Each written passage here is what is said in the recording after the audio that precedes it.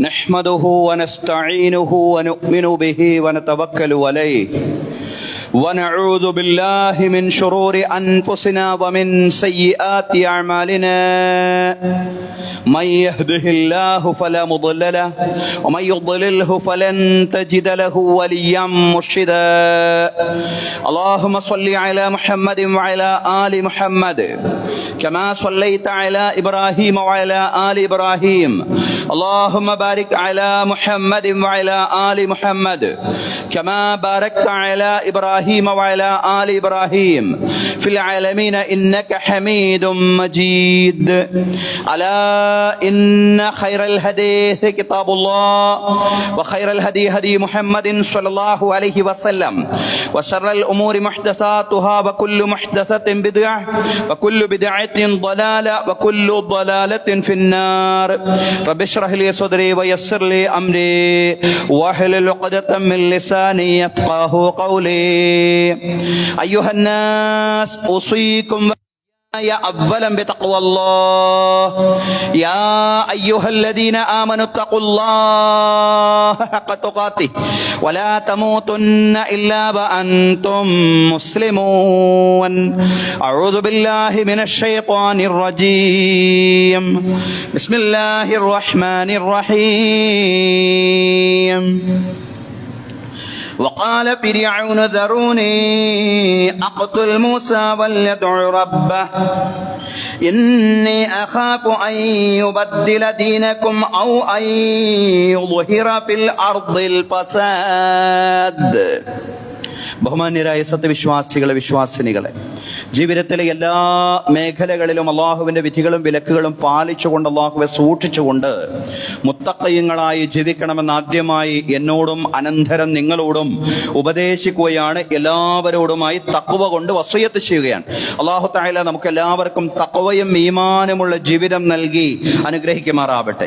ബഹുമാന്യരായ സഹോദരങ്ങളെ, സഹോദരിമാരെ, മുസ്ലിം സമുദായത്തിന് വിശേഷിച്ചും ലോകത്തിന് പൊതുവെയും ഏറ്റവും വലിയ ഭീഷണി ഏതെന്ന് ചോദിച്ചാൽ എല്ലാവർക്കും പറയാനുള്ള മറുപടി ഈ കാലഘട്ടത്തിൽ ഇസ്ലാമോ ഫോബിയാണ്.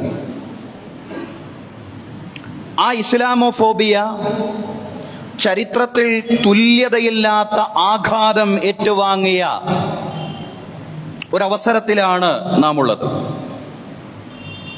വലിയൊരു പ്രതീക്ഷ ലോകത്തിന് ഇസ്ലാമോഫോബിയക്കെതിരെ പ്രവർത്തിക്കുന്ന മുഴുവൻ ലോകത്തിനും ലഭിച്ചിരിക്കുന്നു എന്നുള്ളതാണ്.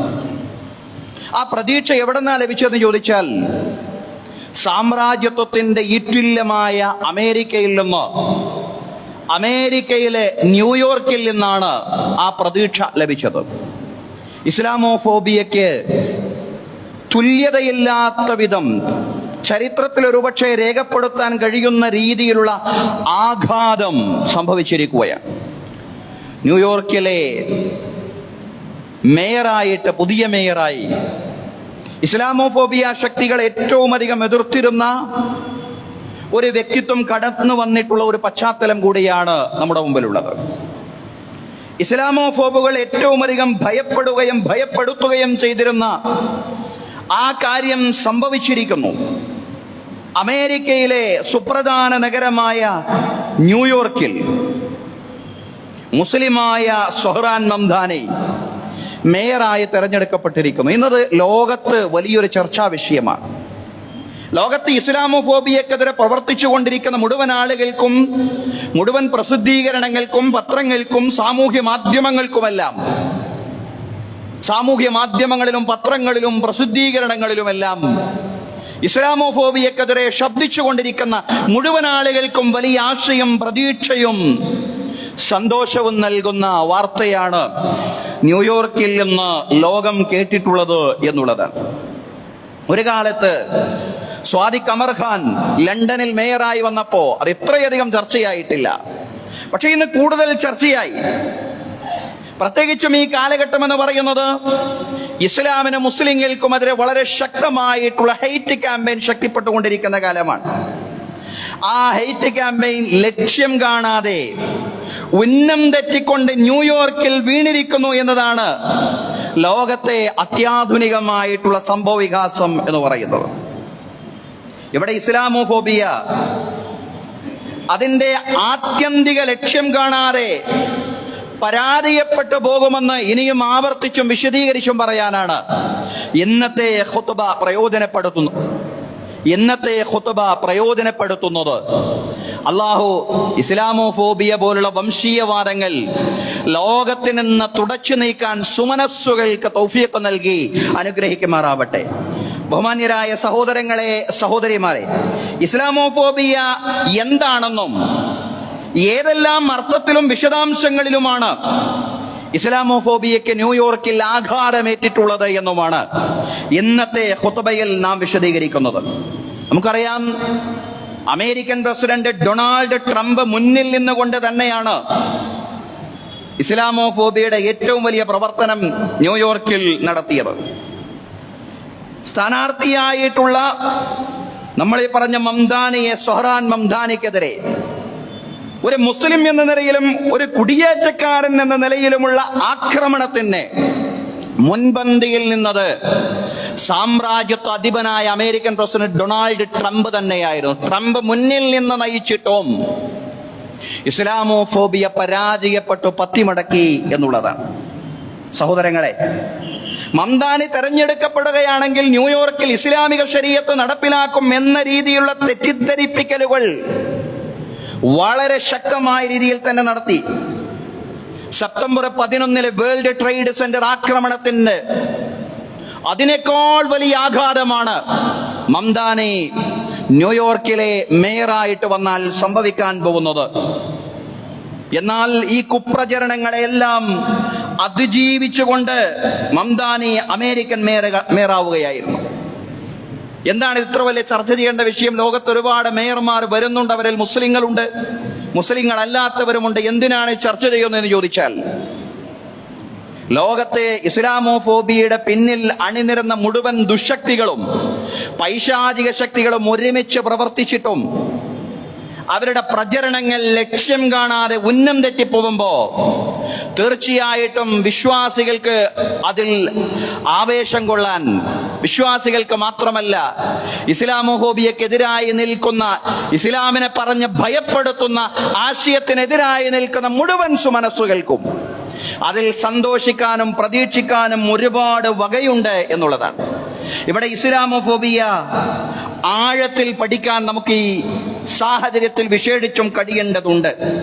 ഇസ്ലാമോഫോബിയ പഠിച്ചാൽ മാത്രം പോരാ, എങ്ങനെയാണ് ക്രിയാത്മകമായ പ്രതിരോധം അതിനെതിരെ സാധ്യമാവുക, അതിനുവേണ്ടിയുള്ള കൃത്യമായ പദ്ധതികളും സ്ട്രാറ്റജികളും ആവിഷ്കരിക്കപ്പെടുക കൂടി ചെയ്യേണ്ടതുണ്ട്. എന്താണ് ഇസ്ലാമോഫോബിയ? ഇസ്ലാമിനോടോ മുസ്ലിങ്ങളോടോ കാണിക്കുന്ന മുൻവിധിയെയും വിവേചനത്തെയും സൂചിപ്പിക്കുന്ന ഒരു ടെർമിനോളജിയാണ്, ഒരു പുതിയ പദാവലിയാണ് ഇസ്ലാമോഫോബിയ എന്ന് പറയുന്നത്. 1980കളുടെ ഒടുവിലാണ് ഈ പദം രൂപം കൊള്ളുന്നതെങ്കിലും 2001 സെപ്റ്റംബർ 11 വേൾഡ് ട്രേഡ് സെന്റർ ആക്രമണത്തിന് ശേഷമാണ് ഈ പദം പൊതുവായി ചർച്ച ചെയ്യപ്പെട്ടത്. ഇസ്ലാമിനെ പറഞ്ഞ് അതെന്തോ ഭീകരമായിട്ടുള്ള ഒരാശയമാണ് എന്ന് പറഞ്ഞ് ലോകത്തെ ഭയപ്പെടുത്തുക എന്നുള്ളതാണ് ഇസ്ലാമോഫോബിയക്ക് നമുക്ക് നൽകാൻ കഴിയുന്ന ലളിതമായിട്ടുള്ള വിശദീകരണം. സത്യത്തിൽ ഇസ്ലാമോഫോബിയ ഒരാധുനികമായിട്ടുള്ള ആശയമല്ല. ഒരാധുനികമായ ആശയമാണെന്നതിനെ നമുക്ക് പൂർണ്ണമായും വിലയിരുത്താൻ കഴിയില്ല. മറിച്ച് പ്രവാചകന്മാരുടെ കാലഘട്ടത്തിൽ അതുണ്ടായിരുന്നു. ഇസ്ലാമോഫോബിയ എന്ന രീതിയിൽ നിർണിതമായത് ചർച്ച ചെയ്യപ്പെട്ടിട്ടില്ല. ഇന്നത്തെ ഇസ്ലാമോഫോബിയക്ക് സ്ട്രാറ്റജികളുണ്ട്, അതിന് പദ്ധതികളുണ്ട്. അതിലേക്ക് നമുക്ക് കടന്നു വരാം. കൃത്യമായ ആസൂത്രിതമായ വ്യവസ്ഥാപിതമായ പദ്ധതികൾ, ആ രീതിയിൽ ആവിഷ്കരിക്കപ്പെട്ട ഒരു പദ്ധതി എന്ന നിലയിൽ ഇസ്ലാമോഫോബിയ നിലനിന്നിട്ടില്ലായിരുന്നുവെങ്കിലും തീർച്ചയായും ഇസ്ലാമോഫോബിയ പ്രവാചകന്മാരുടെ കാലഘട്ടത്തിൽ തന്നെ നിലവിലുണ്ടായിരുന്നു. ഇസ്ലാമിനെ പറഞ്ഞുകൊണ്ട് പ്രവാചകന്മാരുടെ ആഗമനത്തെ, അവരുടെ വിമോചന സന്ദേശങ്ങളെ പറഞ്ഞുകൊണ്ട് ലോകത്തെ ഭയപ്പെടുത്തുന്ന രീതി ഇസ്ലാമിന്റെ എതിരാളികൾക്ക്, പ്രവാചകന്മാരുടെ എതിരാളികൾക്കുണ്ടായിരുന്നു. അതാണ് പ്രവാചകൻ മൂസ അലൈഹിസ്സലാമയുടെ ചരിത്രത്തിൽ നിന്ന്, വിശുദ്ധ ഖുർആനിൽ നിന്ന് ഞാൻ പ്രാരംഭത്തിൽ ഓതിവെച്ച വചനം എന്ന് പറയുന്നത്. അള്ളാഹു പറയാണ്, വഖാല ഫിർഔനു ദറൂനി അഖ്തുൽ മൂസ വൽയദ്ഉ റബ്ബഹ്. ഫിർഔൻ പറഞ്ഞു, ദറൂനി, നിങ്ങൾ എന്നെ വിട്ടേക്കിൻ, നിങ്ങൾ എന്നെ അനുവദിക്കിൻ, അഖ്തുൽ മൂസ വൽയദ്ഉ റബ്ബ, ഞാൻ മൂസയെ വധിക്കട്ടെ, മൂസ തന്റെ രക്ഷിതാവിനെ, തന്റെ നാഥനെ ഉപേക്ഷിക്കട്ടെ. മൂസ വലിയ കുഴപ്പങ്ങൾ ഭൂമിയിൽ സൃഷ്ടിക്കുമെന്നാണ് എനിക്ക് തോന്നുന്നത്. ഇന്നി അഖാഫു അയ്യുബദ്ദില ദീനകും ഔ അയ്യുദ്ഹിറ ഫിൽ അർദിൽ ഫസാദ്. ഭൂമിയിൽ നിങ്ങളുടെ മതം, നിങ്ങളുടെ വ്യവസ്ഥിതി തന്നെ മൂസ മാറ്റിമറിക്കും. ഭൂമിയിൽ മൂസ അരാജകത്വം സൃഷ്ടിക്കും, ഫസാദുകൾ സൃഷ്ടിക്കും. ഇതാണ് ഇസ്ലാമോഫോബിയ. മുസ്ലിങ്ങൾ ഭൂമിയിൽ അരാജകത്വം സൃഷ്ടിക്കും, മുസ്ലിങ്ങൾ ഭൂമിയിൽ തീവ്രവാദവും ഭീകരതയും വിതയ്ക്കുന്നവരാണ് എന്ന് കാതലായിട്ടുള്ള ശത്രുക്കളുടെ ആരോപണമുണ്ടല്ലോ, ഇസ്ലാമോഫോബിക്കുകളുടെ ആരോപണമുണ്ടല്ലോ. അതാണ് ഇസ്ലാമോഫോബിയ എന്ന് പറയുന്നത്. ഇസ്ലാമിനെ പറഞ്ഞുകൊണ്ട് ഭയപ്പെടുത്തുക, അവരെ ഭീകരന്മാരാണ്, അവരെ തീവ്രവാദികളാണ്, അവരെ മനുഷ്യരെ ഇല്ലാതാക്കുന്നവരാണ്, ഭൂമിയിൽ കുഴപ്പം സൃഷ്ടിക്കുന്നവരാണ്. ഈ വാദഗതി തീർച്ചയായിട്ടും ചരിത്രത്തിൽ പ്രവാചകന്മാർ അഭിമുഖീകരിച്ചിട്ടുണ്ട് എന്നുള്ളതാണ്. പക്ഷേ ചരിത്രത്തിൽ നിന്ന് വ്യത്യസ്തമായി നാം പറഞ്ഞതുപോലെ ആധുനിക കാലഘട്ടത്തിൽ ഇസ്ലാമോഫോബിയ കൃത്യമായ സ്ട്രാറ്റജികളോടുകൂടി, കൃത്യമായ പദ്ധതികളോടുകൂടിയാണ് പ്രവർത്തിച്ചുകൊണ്ടിരിക്കുന്നത്. ഡോക്ടർ അലൈൻ ഗോബൻ 2 വർഷങ്ങൾക്ക് മുമ്പ് മിഡിൽ ഈസ്റ്റായി, ഡോക്ടർ അലൈൻ ഗോബാൻ അദ്ദേഹം 2 വർഷങ്ങൾക്ക് മുമ്പ് മിഡിൽ ഈസ്റ്റായി എന്ന് പറയുന്ന ഒരു വെബ് പോർട്ടലിൽ ഒരു ലേഖനം എഴുതിയിട്ടുണ്ട്. എങ്ങനെയാണ് ആധുനിക കാലഘട്ടത്തിൽ ഇസ്ലാമോഫോബിയ പ്രവർത്തിക്കുന്നത് എന്നാണ് അദ്ദേഹം പറയുന്നത്. How Islamophobia has entered a new face. എങ്ങനെയാണ് പുതിയ കാലഘട്ടത്തിലേക്ക് ഇസ്ലാമോഫോബിയ പ്രവേശിച്ചിട്ടുള്ളത് എന്നാണ് അദ്ദേഹം വിശദീകരിക്കുന്നത്. അതിൽ ഇസ്ലാമോഫോബുകൾ മുന്നോട്ട് വെക്കുന്ന നിരവധി സ്ട്രാറ്റജികളെ സംബന്ധിച്ച് അദ്ദേഹം വിശദീകരിക്കുന്നുണ്ട്. ഒന്നാമതായിട്ട് അദ്ദേഹം വിശദീകരിക്കുന്ന ആശയം എന്ന് പറയുന്നത്, മുസ്ലിങ്ങൾ ഒരു വെല്ലുവിളിയായും ഇസ്ലാമിനെ ഒരു പ്രശ്നമായും അവതരിപ്പിക്കുക എന്ന സ്ട്രാറ്റജിയാണ് ഇസ്ലാമോഫോബികൾ ഒന്നാമതായിട്ട് മുന്നോട്ട് വെക്കുന്നത്. മുസ്ലിങ്ങൾ ഒരു വെല്ലുവിളിയായിട്ടും ഇസ്ലാമിനെ ഒരു പ്രശ്നമായി, ഒരു പ്രോബ്ലമായിട്ട് ലോകത്ത് അവതരിപ്പിക്കാനുള്ള ശ്രമം. ഇവർ കുഴപ്പക്കാരാണ്, ഇവർ പ്രശ്നക്കാരാണ് എന്നുള്ള ഒരു ചിന്താഗതിയിലേക്ക് പൊതുസമൂഹത്തെ കൊണ്ടുവരാനുള്ള ശ്രമം തീർച്ചയായിട്ടും ആധുനിക വാർത്താ മാധ്യമങ്ങൾ നിരന്തരം വായിച്ചുകൊണ്ടിരിക്കുന്ന ഒരു ജനത എന്ന രീതിയിൽ നമ്മുടെ മുമ്പിൽ അത് കൂടുതൽ വിശദീകരിക്കേണ്ടതില്ല. രണ്ടാമത്തേത് അദ്ദേഹം പറയാണ്, ഇസ്ലാമോഫോബിക്കുകളുടെ രണ്ടാമത്തെ സ്ട്രാറ്റജി എന്ന് പറയുന്നത് മുസ്ലിങ്ങളുടെ ജനസംഖ്യാ വളർച്ചയെയും മുസ്ലിങ്ങളുടെ സാംസ്കാരിക പ്രവർത്തനങ്ങളെയും ലോകത്തെ ഇസ്ലാമിക വൽക്കരിക്കാനുള്ള ശ്രമമായിട്ട് തെറ്റിദ്ധരിപ്പിക്കുക എന്നുള്ളതാണ്. മുസ്ലിങ്ങൾ എന്തെങ്കിലും സാംസ്കാരിക പ്രവർത്തനങ്ങൾ നടത്തി കഴിഞ്ഞാൽ, അതല്ലെങ്കിൽ സ്വാഭാവികമായിട്ടുള്ള മുസ്ലിം ജനസംഖ്യാ വർധനവ് ചില പ്രദേശങ്ങളിലെല്ലാം ഉണ്ടാവാം, അത് ബോധപൂർവം ഉണ്ടാവുന്ന ഒരു കാര്യമൊന്നുമല്ല, സ്വാഭാവികമായും സംഭവിച്ചുകൊണ്ടിരിക്കുന്ന കാര്യം. അങ്ങനെയുള്ള സ്വാഭാവികമായ മുസ്ലിം ജനസംഖ്യ വർധനവ് പോലുള്ള, അതല്ലെങ്കിൽ മുസ്ലിങ്ങളുടെ സാംസ്കാരിക പ്രവർത്തനങ്ങൾ, അവരുടെ കൾച്ചറൽ ആക്ടിവിറ്റീസ് പോലുള്ള കാര്യങ്ങളെ എടുത്തുയർത്തി കാണിച്ചുകൊണ്ട് ഇവർ ഇസ്ലാം, ലോകത്തെ ഇസ്ലാമികവൽക്കരിക്കാൻ, ലോകത്തെ മുസ്ലിം രാഷ്ട്രമാക്കാൻ ഉള്ള ശ്രമമാണ്, മുസ്ലിം ലോകമാക്കാനുള്ള ശ്രമമാണ് ഇവർ നടത്തിക്കൊണ്ടിരിക്കുന്നത് എന്ന രീതിയിലുള്ള പ്രചരണങ്ങൾ. നമ്മൾ ഇന്ന് നമ്മുടെ നാട്ടിൽ ആരെങ്കിലും ഒരാൾ, അതല്ലെങ്കിൽ ഏതെങ്കിലും ഒരു കൂട്ടർ ഇപ്പറയുന്ന ജനസംഖ്യാ വർധനവെ സംബന്ധിച്ച് ആശങ്ക പറയുമ്പോൾ അത് നമ്മുടെ നാട്ടിൽ യാദൃശ്ചികമായി സംഭവിക്കുന്നതാണ് എന്ന് ചിലപ്പോഴെങ്കിലും ചിന്തിക്കുന്നുണ്ടാവും. പക്ഷെ അങ്ങനെയല്ല. ഇത് ലോകത്തുടനീളം ഇസ്ലാമോഫോബുകൾ അവരുടെ സ്ട്രാറ്റജിയുടെ ഭാഗമായിട്ട് നടപ്പിലാക്കുന്ന രണ്ടാമത്തെ ഗൗരവപ്പെട്ട കാര്യമാണെന്ന് നാം മനസ്സിലാക്കണം. മൂന്നാമത്തേത്, മുസ്ലിങ്ങളുടെ മൗലികാവകാശങ്ങൾ എടുത്തുമാറ്റാൻ ദേശ സുരക്ഷയെ ഒരു പുകമറയായി സ്വീകരിക്കുക എന്നുള്ളതാണ്. മുസ്ലിങ്ങൾക്കെതിരെ നടത്തുന്ന എല്ലാവിധ ആക്രമണങ്ങൾക്കും അതിന് ദേശസ്നേഹത്തിന്റെ, ദേശ സുരക്ഷയുടെ പേര് പറഞ്ഞുകൊണ്ട് ന്യായീകരിക്കുക എന്നുള്ളതാണ്. നമുക്കറിയാം, കോടതി പോലും പറഞ്ഞതാണ് ബുൾഡോസർ രാജ് പാടില്ല എന്നുള്ളത്. എന്നിട്ടും അത് നടത്താൻ എന്തുകൊണ്ട് ഭരണകൂടത്തിന് കഴിയുന്നു എന്ന് ചോദിച്ചാൽ തീർച്ചയായിട്ടും അതിന്റെ ഉത്തരം ദേശസുരക്ഷയുടെ മറവിൽ, ദേശസുരക്ഷയെ പുകമറയാക്കിക്കൊണ്ട് അത് നടത്തുമ്പോൾ അത് കുഴപ്പമില്ലാതെ ഭരണകൂടത്തിന് മുന്നോട്ട് കൊണ്ടുപോകാൻ സാധിക്കും എന്നുള്ളതാണ്. ഇതൊക്കെ ഇസ്ലാമോഫോബുകളുടെ കൃത്യമായ സ്ട്രാറ്റജികളാണെന്ന് അദ്ദേഹം വിശദീകരിക്കുകയാണ്. നാലാമതായിട്ട് അദ്ദേഹം പറഞ്ഞു, നാലാമതായിട്ട് ഇസ്ലാമോഫോബുകളുടെ പദ്ധതി ഗുഡ് മുസ്ലിം ബാഡ് മുസ്ലിം എന്ന ഒരു നെറേറ്റീവ്, ഒരു ബൈനറി സൃഷ്ടിക്കുക എന്നുള്ളതാണ്. നല്ല മുസ്ലിമും ചീത്ത മുസ്ലിം എന്ന ഒരു ബൈനറി സൃഷ്ടിക്കുക എന്നുള്ളതാണ്. ഭരണകൂടങ്ങളുടെ എല്ലാ കൊള്ളരുതായ്മകളെയും ന്യായീകരിക്കുന്ന ആളുകൾ അവരെ മിതവാദികളാണ്, നല്ല മുസ്ലിങ്ങളാണ്. അതേസമയം തന്നെ ഭരണകൂടങ്ങളുടെ അന്യായങ്ങളെ വിമർശിക്കുന്നവർ അവർ അപകടകാരികളാണ്, തീവ്രവാദികളാണ്, അവർ ബാഡ് മുസ്ലിംസ് എന്ന ഗണത്തിൽപ്പെടുന്ന ആളുകളാണ്. അങ്ങനെ ലോകത്തുടനീളം ഗുഡ് മുസ്ലിം ബാഡ് മുസ്ലിം, നല്ല മുസ്ലിം ചീത്ത മുസ്ലിം എന്ന ബൈനറി സൃഷ്ടിക്കുവാനുള്ള സ്ട്രാറ്റജിയും ഇസ്ലാമോഫോബിയക്കുണ്ട് എന്നും അദ്ദേഹം വിശദീകരിക്കുകയാണ്. അഞ്ചാമത്തെ ഇസ്ലാമോഫോബിയയുടെ പദ്ധതിയായിട്ട് അദ്ദേഹം പറയുന്നത്, എവിടെയെങ്കിലും ഒരു ഭീകരാക്രമണം നടന്നാൽ മുൻവിധിയോടെ അത് മുസ്ലിങ്ങളിലേക്ക് ആരോപിക്കുക. ഇതൊക്കെ സംഭവിച്ചുകൊണ്ടിരിക്കുന്ന കാര്യമാണ്. മുൻവിധിയോടെ അത് മുസ്ലിങ്ങളിലേക്ക്, ഏത് ടെററിസ്റ്റ് ആക്രമണം നടന്നാലും അത് ഒരു മുൻവിധിയോടെ മുസ്ലിങ്ങളിലേക്ക് ആരോപിക്കുക. അവർ സംഘടിതമായിട്ട് അതിനെ തള്ളിപ്പറയണം. ആരെങ്കിലും ഒരു കൂട്ടർ അതിനെ അപലപിക്കാതിരുന്നാൽ അവരെ കുറ്റക്കാരായി മാറുന്ന അവസ്ഥയും സാഹചര്യവും ഉണ്ടാവുക. അങ്ങനെ ഒരു അപലപന സമുദായമായിട്ട് ഈ സമുദായത്തെ മാറ്റുക. ലോകത്തൊരു സമുദായത്തിനും ഈ ഗതികേടില്ല. ലോകത്ത് എന്തൊക്കെ തെറ്റുകുറ്റങ്ങളും ക്രൂരതകളും പൈശാചിക ശക്തികൾ വിതക്കുന്നുണ്ടാവും. പക്ഷേ ഉടനെ തന്നെ അതിനെ അപലപിക്കാൻ ഒരു ജനവിഭാഗത്തിനും മുന്നോട്ട് വരേണ്ടുന്ന ഒരു ഗതികേട്, ഒരു പ്രത്യേക അവസ്ഥയില്ല. പക്ഷേ ലോകത്തെ ഏത് ഭീകരാക്രമണങ്ങൾ ഉണ്ടായിക്കഴിഞ്ഞാലും ഉടനെ തന്നെ അതിനെ അപലപിക്കേണ്ടുന്ന ഒരു സവിശേഷമായ സാഹചര്യം സൃഷ്ടിക്കുക എന്നുള്ളത്, മുസ്ലിങ്ങൾക്ക് സൃഷ്ടിക്കുക എന്നുള്ളത് ഇസ്ലാമോഫോബിയയുടെ അഞ്ചാമത്തെ സ്ട്രാറ്റജിയുടെ ഭാഗമാണെന്ന് നമ്മൾ തിരിച്ചറിയേണ്ടതുണ്ട് സഹോദരങ്ങളെ.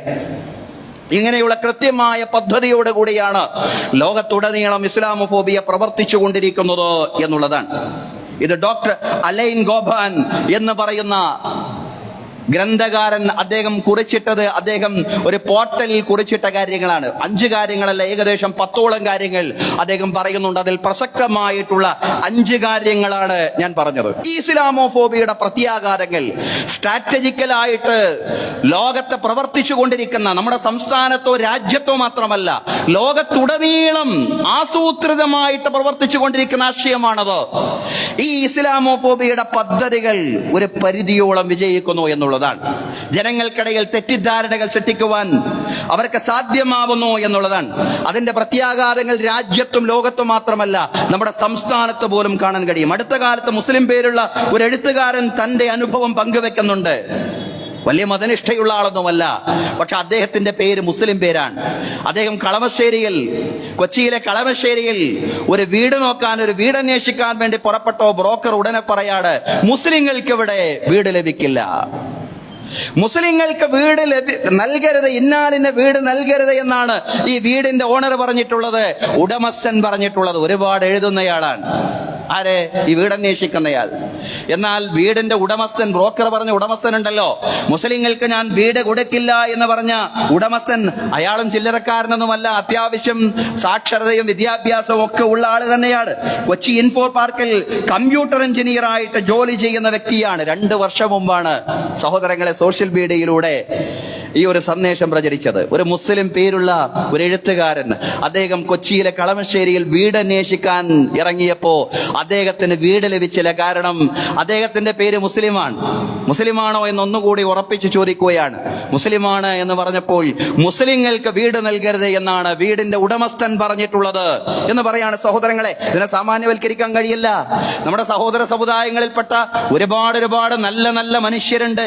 ജാതിമത വ്യത്യാസങ്ങളില്ലാതെ എല്ലാവരും എല്ലാവരോടും നന്നായിട്ട് ഇടപഴകുന്ന ആളുകൾ. പക്ഷേ ഇസ്ലാമോഫോബുകളുടെ പ്രവർത്തനങ്ങളും സമൂഹത്തിൽ സ്വാധീനിക്കുന്നുണ്ട്. അതുകൊണ്ട് ഇസ്ലാമോഫോബിയക്കെതിരെ നമ്മൾ ഒരുമിച്ച് പ്രവർത്തിക്കുക. മുസ്ലിങ്ങൾ മാത്രമല്ല, ജാതിമത വ്യത്യാസങ്ങളില്ലാതെ ആളുകളോട് ചേർന്ന് നിൽക്കുന്ന, ആളുകളുടെ സ്നേഹബന്ധങ്ങൾ പുലർത്താൻ ആഗ്രഹിക്കുന്ന മനുഷ്യരുണ്ടല്ലോ, നല്ല മനുഷ്യർ എന്ന് നമ്മൾ പറഞ്ഞല്ലോ. സാമാന്യവൽക്കരിക്കേണ്ട നല്ല മനുഷ്യർ സമൂഹത്തിൽ ധാരാളമുണ്ട്. അത്തരം നല്ല മനുഷ്യരുടെ കൂടെ നിന്ന് ഇസ്ലാമോഫോബിയ ഉയർത്തിവിടുന്ന വംശീയതയ്ക്കെതിരെ പ്രവർത്തിക്കുക എന്നതാണ്. അതും സ്ട്രാറ്റജിക്കലായിട്ട് തന്നെ പ്രവർത്തിക്കണം. കാരണം ഇസ്ലാമോഫോബിയ ലോകത്ത് പ്രവർത്തിച്ചു കൊണ്ടിരിക്കുന്ന ആസൂത്രിതമായിട്ടാണ്. അതുകൊണ്ട് ഇസ്ലാമോഫോബിയക്കെതിരെയുള്ള പ്രവർത്തനവും തീർത്തും സ്ട്രാറ്റജിക്കലാവണം, കൃത്യമായ പദ്ധതികൾ ഉണ്ടാവണം എന്നുള്ളതാണ്. ആളുകളെ തകർക്കാനും നശിപ്പിക്കാനൊന്നുമല്ല. ഈ വംശീയ ബോധത്തെ ലോകത്തിൽ നിന്ന് നശിപ്പിക്കാൻ വേണ്ടി കൃത്യമായിട്ടുള്ള സ്ട്രാറ്റജികൾ ഇസ്ലാമോഫോബിയക്കെതിരെ പ്രവർത്തിച്ചു കൊണ്ടിരിക്കുന്ന ആളുകൾക്കും ഉണ്ടാവണം എന്നുള്ളതാണ്. അതിനൊന്നാമതായിട്ട് വേണ്ടത്, ഇസ്ലാമോഫോബുകൾ ഇസ്ലാമിനെ ഒരു പ്രശ്നമായിട്ട് അവതരിപ്പിക്കുമ്പോൾ നാം ഇസ്ലാമിനെ സകല പ്രശ്നങ്ങൾക്കുമുള്ള പരിഹാരമായിട്ട് നിർദ്ദേശിക്കുക എന്നുള്ളതാണ്. ആധുനിക ഇസ്ലാമിക പ്രസ്ഥാനങ്ങൾ ലോകത്ത് മുന്നോട്ട് വെച്ച വലിയ ആശയം അതാണ്. ഇസ്ലാമോഫോബുകൾ ഇസ്ലാമിനെ പ്രശ്നമായിട്ട് അവതരിപ്പിക്കുന്നു. നമ്മൾ ഇസ്ലാമിനെ പരിഹാരമായിട്ട് ലോകത്തിന്റെ മുമ്പിൽ നിർദ്ദേശിക്കുക. അന്നൽ ഇസ്ലാമ ലൈസ മുജറദുദ്ദീൻ, ഇസ്ലാം എന്ന് പറഞ്ഞാൽ കേവലം ഒരു മതമല്ല, ബലിൽ ഇസ്ലാം ഹുവൽ ഹല്ലുൽ വഹീദ്, ഒരേ ഒരു പരിഹാരമാണ്. ലോകത്തിന്റെ വൈയക്തികവും കുടുംബപരവും സാമൂഹികവും നാഗരികവും സാമ്പത്തികവും രാഷ്ട്രീയവുമായ മുഴുവൻ പ്രശ്നങ്ങൾക്കുമുള്ള ഏറ്റവും വലിയ പരിഹാരമാണ് ഇസ്ലാം എന്ന അർത്ഥത്തിൽ ഇസ്ലാമിന്റെ ശത്രുക്കൾ, ഇസ്ലാമോഫോബുകൾ ഇസ്ലാമിനെ പ്രശ്നമായിട്ട് അവതരിപ്പിക്കുമ്പോൾ ഇസ്ലാമിനെ ഒരു ഹല്ലായി, ഇസ്ലാമിനെ ഒരു പരിഹാരമായിട്ട് ലോകത്തിന്റെ മുമ്പിൽ വെക്കുക എന്നതാണ് ഇസ്ലാമോഫോബിയെ പരാജയപ്പെടുത്താൻ ഉദ്ദേശിക്കുന്നവർക്കുണ്ടായിരിക്കേണ്ടുന്ന ഒന്നാമത്തെ സ്ട്രാറ്റജി എന്ന് പറയുന്നത്. രണ്ടാമതായിട്ട് വേണ്ടത്, വ്യവസ്ഥാപിതമായിട്ട് ഇസ്ലാമിന്റെ പ്രബോധന പ്രവർത്തനങ്ങൾ കൂടുതൽ ശക്തമാക്കുക. നമ്മൾ എപ്പോഴും പറയുന്നതാണ്, ഇസ്ലാമിന്റെ പ്രബോധന പ്രവർത്തനങ്ങൾ അത് കൂടുതൽ ശക്തവും വ്യവസ്ഥാപിതവുമാക്കി മാറ്റുക എന്നുള്ളതാണ്. കാരണം ഇസ്ലാമോഫോബിയുടെ ഈ ദുരന്തത്തിൽ ഏറ്റവും അധികം തെറ്റിദ്ധരിക്കുന്നത്, അതല്ലെങ്കിൽ അകപ്പെട്ടു പോകുന്നത് ഇസ്ലാമിനെ സംബന്ധിച്ച് അജ്ഞരായിട്ടുള്ള ആളുകളാണ്. ഇസ്ലാമിനെ സംബന്ധിച്ച് അറിവില്ലാത്ത ആളുകളാണ് രാജ്യത്തെ മഹാഭൂരിപക്ഷം, ലോകത്തെ മഹാഭൂരിപക്ഷം വരുന്ന ആളുകളും. ഇസ്ലാമിനെ അറിയാൻ അവർക്ക് അവസരം നൽകുക, ഇസ്ലാമിനെ അനുഭവിക്കുവാൻ അവർക്ക് അവസരം നൽകുക എന്നുള്ളതാണ് ഇസ്ലാമോഫോബിയെ തകർക്കാനുള്ള രണ്ടാമത്തെ പദ്ധതി എന്ന് പറയുന്നത്. അവർക്ക് ഇസ്ലാമിനെ അറിയാനും അനുഭവിക്കാനുമുള്ള അവസരം ലഭിച്ചാൽ ഈ ഫോബിയ പമ്പ കടക്കും എന്നുള്ളതാണ്. ഇസ്ലാമിനോട് കഠിനമായ ശത്രുത പുലർത്തുകയും മുസ്ലിം ഉന്മൂലനത്തിന് പരിശ്രമിക്കുകയും ചെയ്യുന്ന ജർമ്മനിയിലെ തീവ്ര വലതുപക്ഷ പാർട്ടിയാണ് അൾട്ടർനേറ്റീവ് ഫോർ ജർമ്മനി എന്ന് പറയുന്നത്. അതിന്റെ പ്രമുഖ നേതാവ് ആർതർ വാഗ്നറിന് മനംമാറ്റവും ആദർശമാറ്റവും ഉണ്ടായി. അദ്ദേഹത്തെ പോലെ ധാരാളം ആളുകൾക്കുണ്ടായി. ആദർശമാറ്റവും മനംമാറ്റവും അദ്ദേഹത്തിന് ഉണ്ടായത് ചെച്നിയൻ അഭയാർത്ഥികളായ മുസ്ലിങ്ങളുമായിട്ട് അടുത്തിടപഴകാൻ അദ്ദേഹത്തിന് സാധ്യമായപ്പോഴാണ്. ചെച്നിയൻ അഭയാർത്ഥികളുടെ സൽപെരുമാറ്റങ്ങൾ അദ്ദേഹത്തിന്റെ ജീവിതത്തിൽ വലിയ മാറ്റങ്ങൾ വരുത്തി. ജർമ്മനിയിലെ വലതുപക്ഷ പാർട്ടിയായ അൾട്ടർനേറ്റീവ് ഫോർ ജർമ്മനിയുടെ നേതാവായ ആർതർ വാഗ്നറിന് മനപരിവർത്തനം ഉണ്ടാക്കിയത് ചെച്നിയൻ മുസ്ലിങ്ങളുടെ പെരുമാറ്റമായിരുന്നു. സഹോദരങ്ങളെ, അങ്ങനെയാണ് നല്ല പെരുമാറ്റം, ആകർഷകമായ പെരുമാറ്റം, ആകർഷകമായ അനുഭവങ്ങൾ ഉണ്ടാവുമ്പോൾ തീർച്ചയായും എത്ര വലിയ വിദ്വേഷ മനസ്സ് കൊണ്ട് നടക്കുന്ന മനുഷ്യന്റെ മനസ്സിനെയും മാറ്റാൻ കഴിയും എന്നുള്ളതാണ്. നെതർലൻഡിലെ തീവ്ര മുസ്ലിം വിരുദ്ധ സംഘടനയായ ഫ്രീഡം പാർട്ടി, തീവ്ര മുസ്ലിം വിരുദ്ധ വംശീയ സംഘടനയാണ് ഫ്രീഡം പാർട്ടി എന്ന് പറയുന്നത്. ആ ഫ്രീഡം പാർട്ടിയുടെ പ്രമുഖ നേതാവ് ജെറാം വാൻ ക്ലവറാണ്. അദ്ദേഹത്തിന്റെ മനസ്സും പൂർണ്ണമായും പരിവർത്തനത്തിന് വിധേയമായി എന്നുള്ളതാണ്. മുസ്ലിങ്ങളുമായുള്ള അടുത്ത ബന്ധമായിരുന്നു അദ്ദേഹത്തിന്റെ മനപരിവർത്തനത്തിനും കാരണമായത്. സഹോദരങ്ങളെ, അതുകൊണ്ട് ഇസ്ലാമിനെ അറിയാനും അനുഭവിക്കാനുമുള്ള അവസരങ്ങൾ ലോകത്തിന് നൽകുക എന്നുള്ളതാണ്.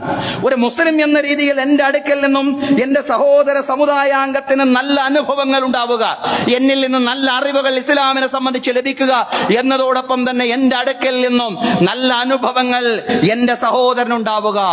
ഒരാളെ ഇസ്ലാമിന്റെ ഭാഗമാക്കി അതല്ലെങ്കിൽ മുസ്ലിമാക്കി മാറ്റാനൊന്നും എല്ലാവരെയും മുസ്ലിമാക്കി മാറ്റാറൊന്നും സാധിച്ചു കൊള്ളണമെന്നില്ല. അങ്ങനെ ഇസ്ലാം എല്ലാവരെയും സ്വീകരിപ്പിക്കുക എന്ന് പറയുന്നത് ഒരു ബാധ്യതയുമല്ല. ലാ ഇക്റാഹ ഫിദ്ദീൻ, ആളുകൾക്ക് ഈ ദീനിന്റെ സന്ദേശം പറഞ്ഞു കൊടുക്കുക എന്നതാണ് നമ്മുടെ ഉത്തരവാദിത്തം എന്ന് പറയുന്നത്. നിർബന്ധിതമായി ഈ ദീനിന്റെ ഭാഗമാക്കാൻ നമുക്ക് കഴിയില്ല എന്ന് മാത്രമല്ല, അതിനെ നമ്മോട് നിർദ്ദേശിച്ചിട്ടുമില്ല. അള്ളാഹു പ്രവാചകനോട് പോലും പറഞ്ഞെന്നാണ്, ഫദക്കിർ ഇന്നമാ അൻത മുദക്കിർ ലസ്ത അലൈഹിം ബിമുസൈത്തിർ. പ്രവാചകരെ, നിങ്ങൾ ഉത്ബോധിപ്പിക്കുക, താങ്കൾ ഉത്ബോധകൻ മാത്രമാണ്, ആളുകളെ ഉത്ബോധിപ്പിക്കേണ്ടുന്നയാൾ, ആളുകളുടെ മേൽ ആധിപത്യമുള്ളവനല്ല.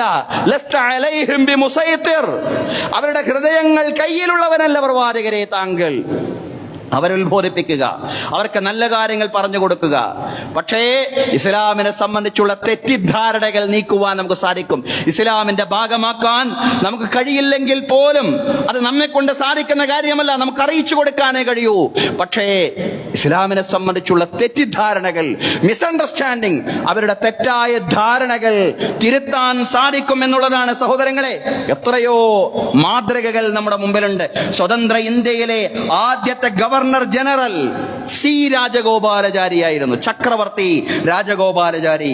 ഇസ്ലാമിനെയും മുസ്ലിങ്ങളെയും സംബന്ധിച്ച് അദ്ദേഹത്തിന്റെ മരണം വരെയും നല്ല മതിപ്പായിരുന്നു എന്ന് ചരിത്രത്തിൽ വായിക്കാൻ കഴിയുന്നതാണ്. അതിന് വഴിയൊരുക്കിയത് കട്ടക്കിൽ താമസിക്കവേ ഒരു മുസ്ലിം ശിപായിയുടെ ഭാഗത്ത് നിന്നുണ്ടായ മികച്ച മാതൃകകളായിരുന്നു, മികച്ച അനുഭവങ്ങളായിരുന്നു സഹോദരങ്ങളെ.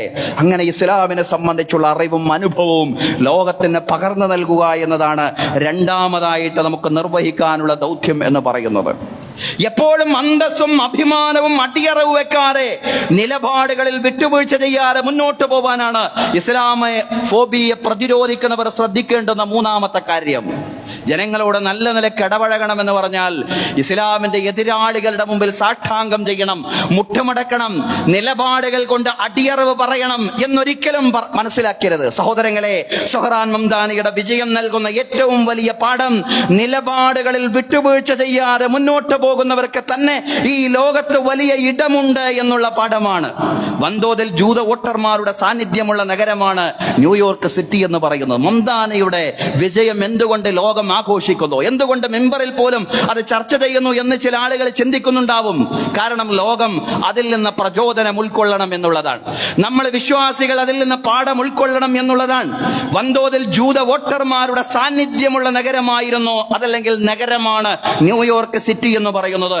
എന്നിട്ടും മംദാനി അദ്ദേഹത്തിന്റെ ഫലസ്തീൻ അനുകൂല നിലപാടിൽ ഒരു തരി പോലും വെള്ളം ചേർത്തിട്ടില്ല എന്നുള്ളതാണ്. ഒരു തരി പോലും വെള്ളം ചേർത്തിട്ടില്ല. ഇസ്രയേലിനെതിരെ മംദാനിയുടെ നിലപാടുകൾ ഉയർത്തിക്കാട്ടി ന്യൂയോർക്കിലെ ജൂതന്മാരെ ഇളക്കിവിടാനുള്ള ശ്രമത്തിനും നേതൃത്വം കൊടുത്തത് ഡൊണാൾഡ് ട്രംപ് എന്ന് പറയുന്ന അമേരിക്കയുടെ പ്രസിഡന്റ് ആയിരുന്നു. പക്ഷേ ഒരു ഫലവും ഉണ്ടായില്ല. ട്രംപിന്റെ ശ്രമങ്ങൾ ആവിയായി പോയി എന്നുള്ളതാണ്. ആരുടെ ശ്രമങ്ങൾ? നമ്മുടെ ശ്രമങ്ങളല്ല. അമേരിക്കൻ സാമ്രാജ്യത്വത്തിന്റെ അധിപനായിട്ടുള്ള അമേരിക്കൻ പ്രസിഡന്റ് ഡൊണാൾഡ് ട്രംപിന്റെ ശ്രമങ്ങൾ. ഏത് ശ്രമങ്ങൾ? ജൂതന്മാരെ മംദാനിക്കെതിരെ ഇളക്കിവിടാനുള്ള ശ്രമങ്ങൾ. ഏത് മംദാനി? ഇസ്രയേലിനെതിരെ എന്ന് പറഞ്ഞാൽ ഫലസ്തീനും ഹമാസിനും, ഫലസ്തീന് മാത്രമല്ല വ്യക്തമായി ഹമാസിന് അനുകൂലമായിട്ടുള്ള നിലപാട് സ്വീകരിക്കുന്ന മംദാനിക്കെതിരെ ജൂതന്മാരെ, സയനിസ്റ്റുകളെ ഇളക്കിവിടാനുള്ള ട്രംപിന്റെ ശ്രമങ്ങൾ ആവിയായി പോയി, പാഴായി പോയി എന്നുള്ളതാണ് സഹോദരങ്ങളെ. ഗസയിലെ വംശഹത്യക്കെതിരെയും ഫലസ്തീനികളുടെ അവകാശങ്ങൾക്ക് വേണ്ടിയും സംസാരിച്ചുകൊണ്ട് തന്നെ സുഹ്റാൻ മംദാനി അദ്ദേഹത്തിന്റെ തെരഞ്ഞെടുപ്പ് കാലം അത്രയും മുന്നോട്ട് പോയി എന്നുള്ളതാണ്. മംദാനി തന്നെ വിശദീകരിക്കുന്നുണ്ട്. 6 വർഷം മുമ്പ് ഞാനൊരു തെരഞ്ഞെടുപ്പിലേക്ക് വരുമ്പോൾ അദ്ദേഹം പറയാണ്, 6 വർഷം മുമ്പ് ഞാനൊരു തെരഞ്ഞെടുപ്പിൽ മത്സരിക്കവേ ഒരു മുസ്ലിം മധ്യവയസ്കൻ എന്റെ അടുക്കൽ വന്നുകൊണ്ട് പറഞ്ഞു, മംദാനിയുടെ അടുക്കൽ വന്നുകൊണ്ട് ഒരു മധ്യവയസ്കനായിട്ടുള്ള ഒരു അങ്കിൾ, ഒരു മുസ്ലിം നാമധാരിയായിട്ടുള്ള ഒരു അമ്മാവൻ വന്നുകൊണ്ട് പറയാണ്, നിങ്ങൾ തെരഞ്ഞെടുപ്പിൽ മത്സരിക്കുകയാണല്ലോ, അതുകൊണ്ട് നിങ്ങൾ മുസ്ലിം ആണെന്നൊന്നും പറയണ്ട. നിങ്ങളുടെ മുസ്ലിം ഐഡന്റിറ്റി മറച്ചു വെച്ചുകൊണ്ടാണ് നിങ്ങൾ തെരഞ്ഞെടുപ്പിൽ മത്സരിക്കേണ്ടത്. മംദാനി എങ്ങനെയെങ്കിലും ഒന്ന് ജയിച്ചു കാണണം എന്നാഗ്രഹിച്ചുകൊണ്ടാണ് അദ്ദേഹത്തിന്റെ അടുക്കൽ വന്നുകൊണ്ട് നിങ്ങളുടെ മുസ്ലിം വ്യക്തിത്വത്തെ, നിങ്ങളൊരു മുസ്ലിമാണെന്നുള്ള യാഥാർത്ഥ്യത്തെ മറച്ചു വെച്ചുകൊണ്ടാണ് നിങ്ങൾ തെരഞ്ഞെടുപ്പിൽ മത്സരിക്കേണ്ടത് എന്ന് ആ മധ്യവയസ്കൻ അമ്മാവൻ, മുസ്ലിം അമ്മാവൻ വന്നുകൊണ്ട് മംദാനിയുടെ അടുക്കൽ പറയുന്നത്. പക്ഷേ ഇസ്ലാമിക സ്വത്വം ഒളിപ്പിച്ച് വെക്കാതെ തന്നെ അത് പൂർണ്ണമായും വെളിപ്പെടുത്തിക്കൊണ്ട് തന്നെ മംദാനി തെരഞ്ഞെടുപ്പിന് നേരിട്ടു എന്നുള്ളതാണ്. താനൊരു ഡെമോക്രാറ്റിക് സോഷ്യലിസ്റ്റ് ആണെന്ന് പറയുന്നതിന്റെ മുന്നോടിയായിട്ട് അദ്ദേഹം പറഞ്ഞത് ഞാനൊരു മുസ്ലിമാണ് എന്നുള്ളതാണ്. സഹോദരങ്ങളെ, ഞാനൊരു മുസ്ലിമാണെന്ന് പ്രഖ്യാപിച്ചുകൊണ്ടായിരുന്നു തെരഞ്ഞെടുപ്പിലുടനീളം അദ്ദേഹം മുന്നോട്ട് നീങ്ങിയത്. നമ്മുടെ നാട്ടിലല്ല, സാമ്രാജ്യത്വത്തിന്റെ ഈറ്റില്ലമായിട്ടുള്ള അമേരിക്കയിൽ ഇസ്രയേൽ അനുകൂല നിലപാട്, ഇസ്രയേലികൾക്ക് വേണ്ടി എല്ലാ അർത്ഥത്തിലും പണിയെടുക്കുന്ന ഡൊണാൾഡ് ട്രംപ് പ്രസിഡന്റായിട്ടുള്ള അമേരിക്കയിൽ സഹോദരങ്ങളെ, ഇസ്ലാമിക സ്വത്വമോ നിലപാടുകളോ അടിയറവ് പറയാതെ തന്നെ ഇസ്ലാമോ ഫോബിയക്ക് ആഘാതങ്ങൾ ഉണ്ടാക്കാൻ മംദാനിക്ക് സാധ്യമായി എന്നുള്ളതാണ്. ഞാനൊരു മുസ്ലിമാണെന്ന് ആദ്യമായി തുറന്നു പറഞ്ഞുകൊണ്ട് തന്നെ ഖുർആൻ പറയുന്നുണ്ടല്ലോ, വമൻ അഹ്സനു ഖൗലൻ മിമ്മൻ ദആ ഇലല്ലാഹി വഅമില സ്വാലിഹൻ വഖാല ഇന്നനി മിനൽ മുസ്ലിമീൻ. വമൻ അഹ്സനു ഖൗലൻ മിമ്മൻ ദആ ഇലല്ലാഹ്. അല്ലാഹുവിലേക്ക് ക്ഷണിക്കുന്നവനേക്കാൾ ഏറ്റവും നല്ല വാക്ക് പറയുന്നവൻ ആരാണ് ലോകത്തുള്ളത്? വഅമില സ്വാലിഹ, സൽക്കർമ്മങ്ങൾ പ്രവർത്തിക്കുകയും ചെയ്യുന്നവനേക്കാൾ, വഖാല ഇന്നനി മിനൽ മുസ്ലിമീൻ, ഞാനൊരു മുസ്ലിമാണെന്ന് പ്രഖ്യാപിക്കുകയും ചെയ്യുന്നവനേക്കാൾ, ഞാനൊരു മുസ്ലിമാണെന്ന് പറഞ്ഞുകൊണ്ട് തന്നെ തെരഞ്ഞെടുപ്പിലുടനീളം അദ്ദേഹം മുന്നോട്ട് പോയി എന്നുള്ളതാണ്. ഖുൽ ഇന്ന സ്വലാത്തി വനുസുകി വമഹ്യായ വമമാതി ലില്ലാഹി റബ്ബിൽ ആലമീൻ ലാ ശരീക ലഹു വബിദാലിക ഉമിർതു വഅന അവ്വലുൽ മുസ്ലിമീൻ. പ്രവാചകരെ, നിങ്ങൾ പറയണം, എന്റെ നമസ്കാരം, എന്റെ ബലി, എന്റെ ജീവിതം, എന്റെ മരണം എല്ലാം പടച്ചവനെ നിനക്കുള്ളതാണ്, നിനക്ക് പങ്കുകാരില്ല. ഞാനിതാ പ്രഖ്യാപിക്കുന്നു, ഞാൻ മുസ്ലിങ്ങളിൽ പെട്ടവനാണ്, ഞാൻ പ്രഥമ മാത്രമേ നിനക്ക് സമർപ്പിക്കുന്നവരിൽ പെട്ടവനാണ്, മുസ്ലിങ്ങളിൽ പെട്ടവനാണ് എന്ന് നിങ്ങൾ പ്രഖ്യാപിക്കണം എന്ന് ഖുർആൻ പറഞ്ഞിട്ടുണ്ടെങ്കിൽ, അങ്ങനെ പ്രഖ്യാപിക്കലാണ് ഏറ്റവും കരണീയമായിട്ടുള്ള ഉയർന്ന നിലപാടെന്ന് ഖുർആൻ പറഞ്ഞിട്ടുണ്ടെങ്കിൽ, ആ നിലപാടിനെ ഉയർത്തിക്കാട്ടിക്കൊണ്ട് തന്നെ അദ്ദേഹം മുന്നോട്ട് പോയി എന്നുള്ളതാണ് സഹോദരങ്ങളെ. അങ്ങനെ വംശീയതയെ നേരിടാൻ സാധിക്കും. അതാണ് നമുക്ക് നൽകുന്ന ഏറ്റവും വലിയ പ്രതീക്ഷ.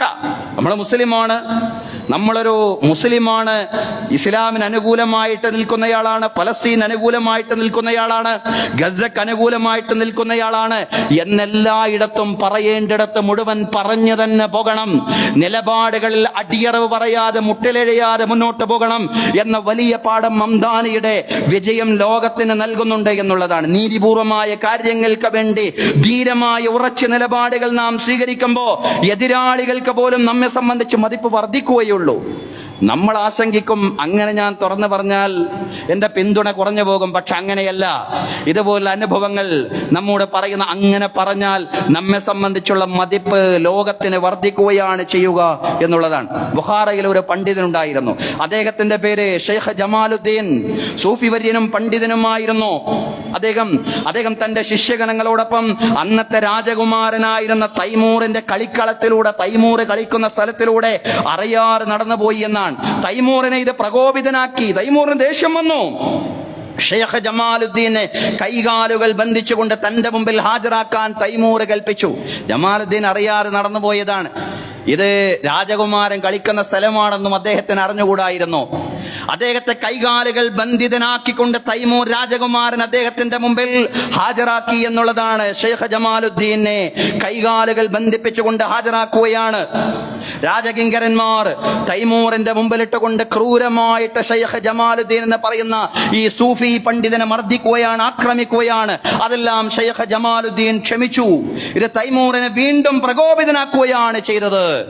ഈ ക്ഷമയുടെ നിലപാട് കണ്ടപ്പോ വീണ്ടും പ്രകോപിതനാകി ആകെ തളർന്ന് മുട്ടുമടക്കിക്കൊണ്ട് മാപ്പ് പറയുമെന്നാണ് തൈമൂർ വിചാരിച്ചത്.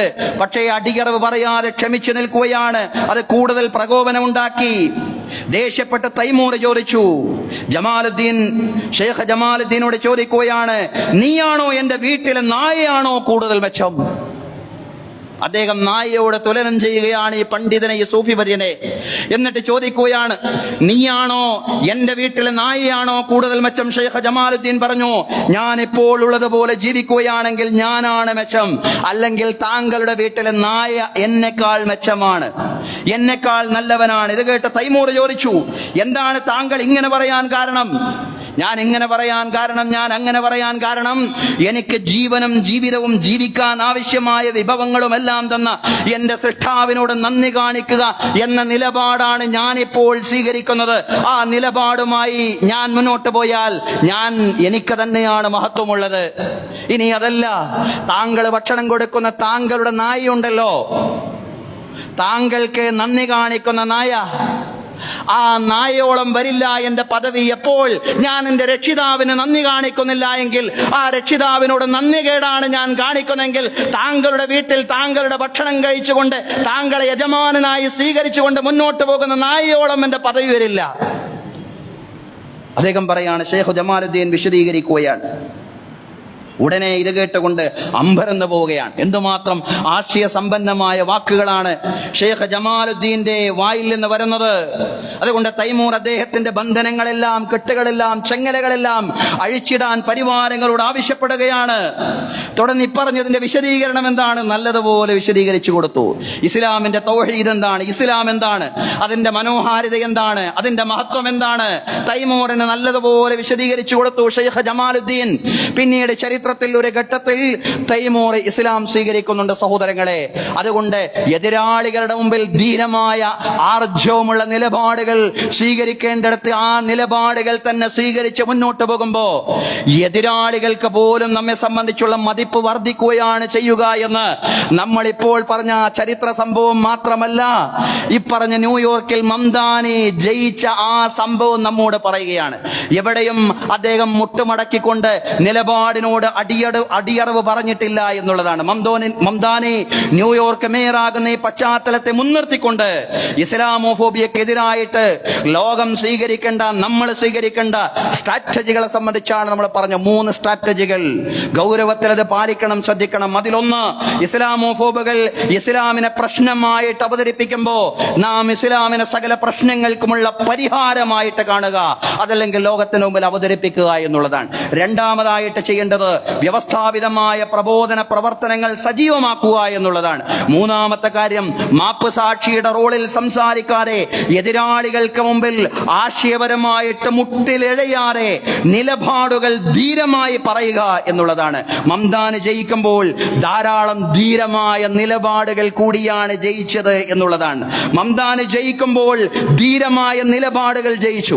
മംദാനിയുടെ മുമ്പിൽ അപകടം പറ്റി തകർന്നു വീണത് ധാരാളം പൈശാചികമായിട്ടുള്ള ആശയമാണ്. അതിലൊന്നാമത്തേത് നാം ഇപ്പോൾ വിശദീകരിച്ച ഇസ്ലാമോഫോബിയയാണ്. ഇസ്ലാമോഫോബിയ മാത്രമല്ല, സയനിസത്തിനും വംശപരക്കും മുതലാളിത്തത്തിനും സാമ്രാജ്യത്വത്തിനും ഫാസിസത്തിനും എല്ലാം ആഘാതങ്ങൾ ഉണ്ടാക്കാൻ മംദാനി എന്ന് പറയുന്ന ഈ വലിയ മനുഷ്യന് സാധ്യമായി എന്നുള്ളതാണ്. ന്യൂയോർക്ക് നഗരത്തിലാണ് ഈ പറയുന്ന പൈശാചിക ആശയങ്ങൾക്കെല്ലാം ആഘാതങ്ങൾ അദ്ദേഹം ഉണ്ടാക്കിയത്. സഹോദരങ്ങളെ, ഇസ്ലാമോഫോബിയക്കും മേൽപ്പറഞ്ഞ പൈശാചികമായ ആശയങ്ങൾക്കുമെതിരെ കൃത്യമായ സ്ട്രാറ്റജികളുമായിട്ട്, പദ്ധതികളുമായിട്ട് മുന്നോട്ട് പോവാൻ നാഥൻ നമുക്ക് തൗഫീഖ് നൽകി അനുഗ്രഹിക്കുമാറാവട്ടെ. അഖൂലു ഖൗലി ഹാദാ വഅസ്തഗ്ഫിറുല്ലാഹ ലീ വലക്കും. ഇന്നല്ലാഹ വമലായികതഹു യുസല്ലൂന അലൻ നബി യാ അയ്യുഹല്ലദീന ആമനൂ സ്വല്ലൂ അലൈഹി വസല്ലിമൂ തസ്ലീമാ.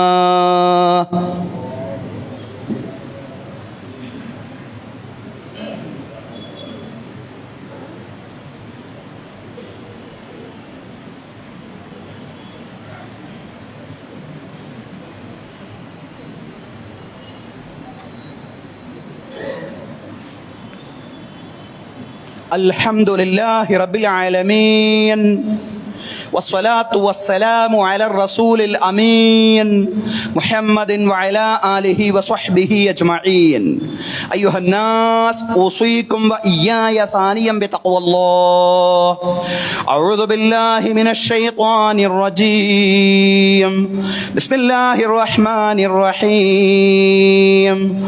يا أيها الذين آمنوا اتقوا الله حق تقاته ولا تموتن إلا وأنتم മുസ്ലിമൂൻ. ബഹുമാന്യരായ സത്യവിശ്വാസികളെ, വിശ്വാസിനികളെ, ജീവിതത്തിലെ എല്ലാ മേഖലകളിലും അള്ളാഹുവിന്റെ വിധികളും വിലക്കുകളും പാലിച്ചുകൊണ്ട് അള്ളാഹുവെ സൂക്ഷിച്ചുകൊണ്ട് മുത്തഖീങ്ങളായി ജീവിക്കണമെന്ന് ഒരിക്കൽ കൂടി എന്നോടെന്ന പോലെ നിങ്ങളോടും ഉപദേശിക്കുകയാണ്. എല്ലാവരോടും രണ്ടാമതായും തഖ്വ കൊണ്ട് വസിയ്യത്ത് ചെയ്യുകയാണ്. അള്ളാഹു തആല നമുക്ക് എല്ലാവർക്കും തഖ്വയും ഈമാനുമുള്ള ജീവിതം നൽകി അനുഗ്രഹിക്കുമാറാവട്ടെ. അള്ളാഹു നമ്മെ ഇവിടെ ഒരുമിച്ച് കൂട്ടിയതുപോലെ നാളെ അവന്റെ നിരവധി അനുഗ്രഹങ്ങൾ നിറഞ്ഞ ജന്നാത്തുൽ ഫിർദൗസിലും ഒരുമിച്ച് കൂട്ടുമാറാവട്ടെ. അള്ളാഹു നമ്മുടെ എല്ലാ പ്രവർത്തനങ്ങളും അവന്റെ പ്രീതിയിലും അവന്റെ പൊരുത്തത്തിലുമാക്കി തീർക്കുമാറാവട്ടെ. നമ്മിൽ നിന്ന് മരണപ്പെട്ടു പോയി നമ്മുടെ മാതാപിതാക്കൾ, ബന്ധുമിത്രാദികൾ, അയൽവാസികൾ എല്ലാവർക്കും അള്ളാഹു മഗ്ഫിറത്തും റഹ്മത്തും പ്രദാനം ചെയ്യുമാറാവട്ടെ. അവരുടെയും നമ്മുടെയും ബർസഖി ജീവിതം അള്ളാഹു വിശാലമാക്കി തരുമാറാവട്ടെ, വിശാലമാക്കി കൊടുക്കുമാറാവട്ടെ. ഖബറ് കണ്ണെത്താ ദൂരത്തോളം വിശാലമാക്കി തരുമാറാവട്ടെ. അള്ളാഹു അവന്റെ അർശിന്റെ രാജസിംഹാസനത്തിന്റെ നിഴൽ നേടിയെടുക്കുന്നവരിൽ നമ്മെ എല്ലാവരെയും നമ്മിൽ നിന്ന് മരണപ്പെട്ടു പോയവരെയും ഉൾപ്പെടുത്തി അനുഗ്രഹിക്കുമാറാവട്ടെ. വലത് കൈയിൽ ഗ്രന്ഥം നേടിയെടുക്കുന്നവരിലും റസൂലുള്ളാഹി സ്വല്ലല്ലാഹു അലൈഹി വസല്ലമയുടെ ശഫാഅത്തുൽ ഉലമായുടെ ഭാഗമാവുന്നവരിലും സുറാത്തിലൂടെ മിന്നൽ വേഗത്തിൽ പ്രയാണം ചെയ്യുന്നവരിലും ഫിർദൗസിൽ പ്രവാചകന്മാരോടൊപ്പം സുദ്ദീഖുകളോടൊപ്പം ശുഹദാക്കളോടൊപ്പം സാലിഹീങ്ങളോടൊപ്പം മാതാപിതാക്കളോടൊപ്പം മക്കളോടൊപ്പം ശാശ്വതമായി സംഗമിക്കുന്നവരിലും പ്രവാചകന്മാരോടൊപ്പം സുദ്ദീഖുകളോടൊപ്പം ശുഹദാക്കളോടൊപ്പം സ്വാലിഹീങ്ങളോടൊപ്പം എന്നെന്നും സംഗമിക്കുന്നവരിലും റബ്ബ് തആല നമ്മെ എല്ലാവരെയും നമ്മോട് ബന്ധപ്പെട്ടവരോടൊപ്പം ഉൾപ്പെടുത്തി അനുഗ്രഹിക്കുമാറാവട്ടെ. ദുആ കൊണ്ട് വസിയ്യത്ത് ചെയ്ത ഒരുപാട് ആളുകളുണ്ട്. അവരിൽ രോഗികളായ ആളുകൾക്ക് വേണ്ടി ദുആ കൊണ്ട് വസിയ്യത്ത് ചെയ്തവരുണ്ട്. അല്ലാഹു തആല എല്ലാവരുടെയും രോഗങ്ങളെ പൂർണ്ണമായും ശിഫയാക്കി കൊടുക്കുമാറാവട്ടെ.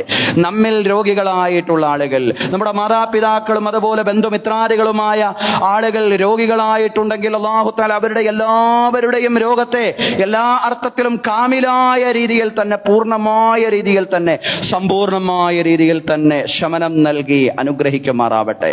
അല്ലാഹ് പടച്ചവരെ, അതുപോലെ തന്നെ അല്ലാഹുവേ, ദുആ കൊണ്ട് വസിയ്യത്ത് ചെയ്ത മരണപ്പെട്ടവർക്ക് വേണ്ടി ദുആ കൊണ്ട് വസിയ്യത്ത് ചെയ്ത ആളുകളുണ്ട്. അല്ലാഹുവേ, മരണപ്പെട്ടു പോയ ആ ദുആ കൊണ്ട് വസിയ്യത്ത് ചെയ്തവരും വസിയ്യത്ത് ചെയ്യപ്പെടാത്തവരും ഒക്കെ ആളുകൾ ഞങ്ങൾ മരണപ്പെട്ടു പോയിട്ടുണ്ട്. എല്ലാവർക്കും നീ പൂർണ്ണമായ രീതിയിൽ തന്നെ മഗ്ഫിറത്തും റഹ്മത്തും പ്രദാനം ചെയ്യണേ തമ്പുരാനെ. അല്ലാഹ് പടച്ചവരെ, ഞങ്ങളുടെ പ്രാർത്ഥന നീ സ്വീകരിക്കണമേ റബ്ബേ. അല്ലാഹുവേ, ഞങ്ങളുടെ മാതാപിതാക്കൾക്ക് പടച്ച തമ്പുരാനെ, ഞങ്ങളുടെ മുതിർന്ന പൗരന്മാർക്ക് ആരോഗ്യത്തോടു കൂടിയുള്ള ദീർഘായുസ് പ്രത്യേകം നൽകി നീ അനുഗ്രഹിക്കണമേ തമ്പുരാനെ. അല്ലാഹുവേ, ഞങ്ങളുടെ ഭാര്യ സന്താനങ്ങളിൽ കൺകുളിർമ പ്രദാനം ചെയ്യണമേ റബ്ബേ. അല്ലാഹുവേ, ഞങ്ങളുടെ മക്കളെ സ്വാലിഹീങ്ങളാക്കി മാറ്റണമേ റബ്ബേ. അവരുടെ തഖ്വയും ഈമാനും നീ വർദ്ധിപ്പിക്കണമേ റബ്ബേ. അവർക്ക് ഉയർന്ന വിദ്യാഭ്യാസവും ഉന്നതമായ തൊഴിൽ സാഹചര്യങ്ങളും നൽകി നീ അനുഗ്രഹിക്കണമേ റബ്ബേ. അല്ലാഹ് പടച്ചവനെ, ഭാര്യ ഭർത്താക്കന്മാർക്കിടയിൽ പരസ്പര സ്നേഹം ശക്തിപ്പെടുത്തണമേ റബ്ബേ. അല്ലാഹുവേ, ദൗർഭാഗ്യകരമായ ത്വലാഖ് ഫസ്ഖുകളിൽ നിന്ന് എല്ലാ കുടുംബങ്ങളെയും നീ രക്ഷപ്പെടുത്തി അനുഗ്രഹിക്കണമേ റബ്ബേ. അല്ലാഹുവേ, അപകട മരണങ്ങളിൽ നിന്ന്, പെട്ടെന്നുള്ള മരണങ്ങളിൽ നിന്ന്, മാരകമായ രോഗങ്ങളിൽ നിന്നും, മറ്റെല്ലാ ദുരിതങ്ങളിൽ നിന്നും, പ്രയാസങ്ങളിൽ നിന്നും, പരീക്ഷണങ്ങളിൽ നിന്നും, സാമ്പത്തിക ബാധ്യതകളിൽ നിന്നും, കടങ്ങളിൽ നിന്നും ഞങ്ങളെ എല്ലാവരെയും നീ രക്ഷപ്പെടുത്തണമേ റബ്ബേ. അല്ലാഹ് പടച്ചവൻ, ഞങ്ങളുടെ കൃഷിയിൽ, ഞങ്ങളുടെ കച്ചവടത്തിൽ, ഞങ്ങളുടെ ഉദ്യോഗ വരുമാന മാർഗങ്ങളിൽ ഖൈറും ബറക്കത്തും പ്രദാനം ചെയ്യണമേ റബ്ബേ. അല്ലാഹുവേ, ഇസ്ലാമോഫോബിയെ പൂർണ്ണമായും നീ പരാജയപ്പെടുത്തണമേ തമ്പുരാനെ. അല്ലാഹുവേ, ഫലസ്തീൻ ജനതയെ നീ സഹായിക്കണമേ റബ്ബേ. അല്ലാഹുവേ, ഗസയിലെ കുഞ്ഞുങ്ങളെയും സ്ത്രീകളെയും നീ സഹായിക്കണമേ റബ്ബേ. അല്ലാഹുവേ, ബൈത്തുൽ മഖ്ദിസിന് സമ്പൂർണ്ണമായിട്ടുള്ള മോചനം നീ പ്രദാനം ചെയ്യണമേ റബ്ബേ. അല്ലാഹ് പടച്ചവരെ, ഞങ്ങൾ നിന്നെ വിളിക്കുകയാണ് റബ്ബേ. നിന്നെ അല്ലാഹ് എന്ന് വിളിക്കാൻ നിനക്ക് കോടാനക്കോടി ദാസന്മാർ, അടിമകളുണ്ട് പടച്ചവനെ. ഞങ്ങൾക്ക് അല്ലാഹ് എന്ന് വിളിക്കാൻ ഉടമസ്ഥനായി, റബ്ബായി, നാഥനായി നീ മാത്രമേ ഉള്ളൂ. അല്ലാഹുവേ, ഞങ്ങളുടെ പ്രാർത്ഥന നീ സ്വീകരിക്കണമേ റബ്ബേ. അല്ലാഹുവേ, ഞങ്ങളുടെ സദുദ്ദേശങ്ങളെ നീ സഫലീകരിച്ച് തരയണമേ തമ്പുരാനെ. അല്ലാഹുവേ, മസ്ജിദിന്റെ വികസന പ്രവർത്തനങ്ങൾ നടന്നുകൊണ്ടിരിക്കുന്നു. അല്ലാഹുവേ, പടച്ച തമ്പുരാനെ, എളുപ്പത്തിൽ തന്നെ പൂർത്തീകരിക്കാൻ നാഥ ഞങ്ങൾക്ക് നീ തൗഫീഖ് നൽകി അനുഗ്രഹിക്കണമേ തമ്പുരാനെ. اللهم رض عن ابي بكر وعمر وعثمان وعلي وعن بقيه الصحابه والصحابيه كلهم اجمعين. اللهم اغفر للمؤمنين والمؤمنات والمسلمين والمسلمات الاحياء منهم والاموات انك مجيب الدعوات يا قاضي الحاجات. اللهم اجرنا من النار، اللهم اجرنا من النار، اللهم اجرنا من النار. اللهم لا تعذبنا بالنار ولا تجعلنا من حطب النار انها بئس الدار وبئس المثوى وبئس القرار. اللهم لا تجعل في قلوبنا غلا للذين امنوا ربنا انك انت رؤوف رحيم. ربنا آتنا في الدنيا حسنه وفي الاخره حسنه وقنا عذاب النار. وصلى الله على سيدنا محمد وعلى اله وصحبه اجمعين والحمد لله رب العالمين.